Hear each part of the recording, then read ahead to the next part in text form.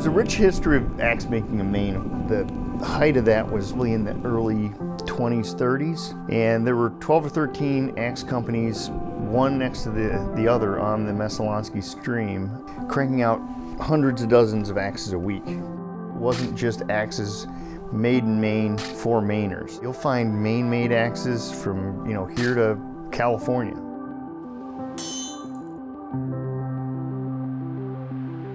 Axe making died around the mid-1960s because of the advent of the chainsaw, and that's really how this whole company started.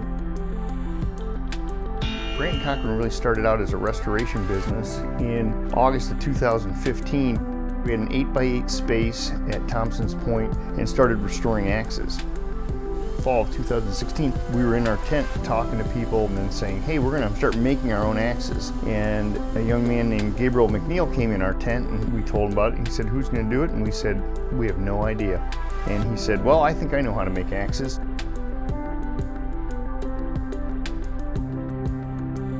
We had a focus group meeting of blacksmiths. The resounding conclusion of most of these blacksmiths was, this can't be done. We were all pretty discouraged when we left that meeting, thinking this might be too difficult for us to do, but we overcame a lot of it just by never giving up. At that point, we were too invested in the business. We'd already started this brand of Brant Cochran.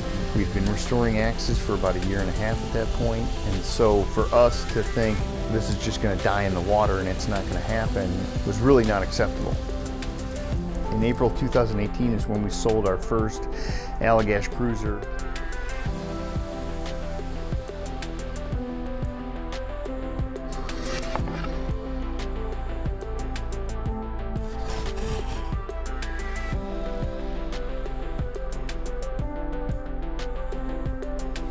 One of the things that we've talked about at Brant Cochran is, in a world that's getting more digital and virtual, there is kind of a resurgence of people getting back and doing work with their hands and kind of exploring the physical world and taking pride in that.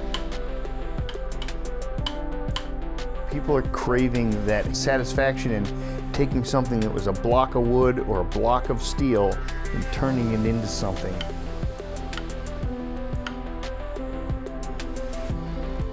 We've learned that you have to be patient and just keep persisting, and if it's something you love and something you really have a lot of confidence behind, the rest will all come.